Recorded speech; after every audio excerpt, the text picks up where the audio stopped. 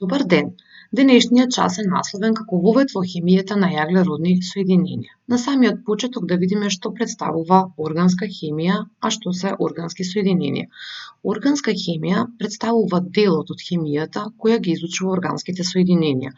Органските соединенија се сите оние соединенија во чиј состав има јаглерод, со исклучок на јаглерод диоксид, јаглерод моноксид, јаглеродна киселина и карбонатите. И овие органски соединенија затоа уште се викаат и јаглеродни соединенија. Во минатото многу химичари сметале дека за да се создаде некое соединение кое што го има во живите организми, потребна е животна сила која што ја има само во живите организми. И тоа представува суштината на така наречената виталистичка теорија. Меѓутоа, далечната 1828 година Фридрих Велер успеал да добие карбамид, односно уреа, со загревање на амониум цијанат во лабораториски услови. Тој за прв пат од неорганско соединение добива соединение кое што дотогаш се создавало само во живи организми. И овој негов експеримент представува едно револуционерно откритие. Органските соединенија се прикажуваат на неколку начини, односно да се ги прикажеме органските соединенија, користиме неколку типови на формули. Прво, молекулски формули, од кои што можеме да видиме кои хемиски елементи влегуваат во составот на тоа соединение и со по колкав број на атом учествуваат во градбата на тоа соединение. Понатаму, структурни формули во кои што можеме да го видиме распоредот, како и начинот на кој што се поврзани атомите во составот на молекулата на тоа соединение, и рационални формули, бидејќи често пати структурните формули на органските соединенија може да бидат многу големи, често пати се користат овие рационални формули во кои што не се прикажуваат врските, односно валентните цртички. Ајде да погледнеме сега молекулски, структурни и рационални формули. Значи, овдека имаме приказ на молекулски формули на соединенија од групата или од типот на алкани, метан, етан и пропан, во кои што може да го видиме составот, значи во сите нив има јаглерод и водород, како и бројот на атоми кои што учествуваат во составот на тоа соединение. Понатаму имаме структурни формули на истите овие соединенија, каде што се гледа како се распоредени атомите и како тие се врзани во составот на молекулата, и имаме рационални формули во кои што се изоставени валентните цртички со кои што рековме дека се представуваат хемиски врски. Но малце подоцна ќе позборуваме за тоа. Исклучок за рационална формула е кај метанот, бидејќи молекулската и рационалната формула се исти, од причини што во составот на метанот имаме само еден атом на јаглерод и 4 атоми на водород. Уште еден интересен начин на кој што можеме да прикажеме молекули на органски соединенија е со користење на модели, односно да изработиме модели со помош на стапчиња и топчиња, така што во рамките на една молекула, например овдека имаме приказ на етанот, со топчиња се представени атомите, и тоа црните се атоми на јаглерод и белите топчиња се атоми на водород, додека врските се представени со помош на овие стапчиња. Да ја погледнеме сега оваа структурна формула на ова органско соединение, а овдека имаме модел на истото тоа соединение. Што може да забележиме? Значи, кои атоми, односно хемиски елементи влегуваат во градбата на оваа молекула? Во градбата на оваа молекула влегуваат јаглерод, понатаму влегува атоми на водород, може да забележиме, како и атоми на кислород. Можеме да забележиме и цртички, што практично тие представуваат помеѓу атомите. Тоа представуваат хемиските врски. А хемиски врски се врски кои што ги градат, ги поврзуваат практично атомите во рамките на една молекула, значи во едно соединение или во една елементарна супстанца.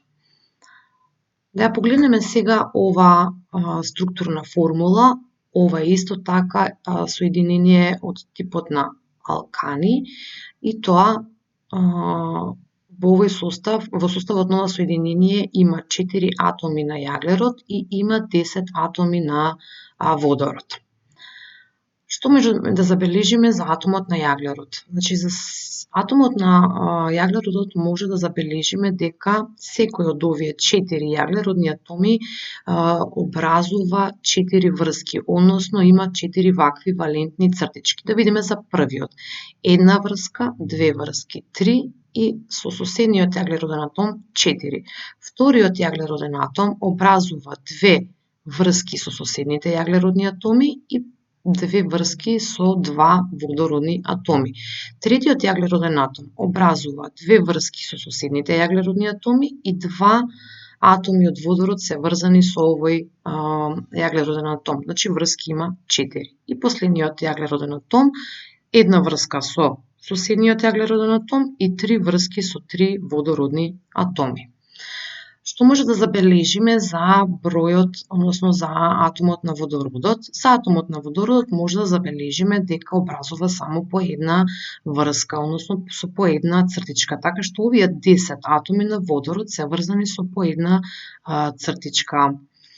Истото може да го забележиме и во структурната формула на ова соединение, на ова соединение, на ова соединение. Ајде овдека да преброиме во ова соединение. Да видиме прво за јаглеродните атоми. Првиот јаглероден атом образува две врски со два водородни атоми. Значи, една врска, две врски и две врски со соседниот јаглероден атом. Значи, вкупно има 4 валентни цртички, односно 4 врски. Вториот јаглероден атом образува две врски со првиот јаглероден атом, една врска со соседниот јаглероден атом, вториот, значи тоа се 3 врски, и една врска со водородот, тоа се 4 врски. Овој јаглероден атом образува две врски со соседните јаглеродни атоми и две врски со два водородни атоми. Овој јаглероден атом образува 3 врски со водородни атоми, 3 водородни атоми и една врска со соседниот јаглероден атом.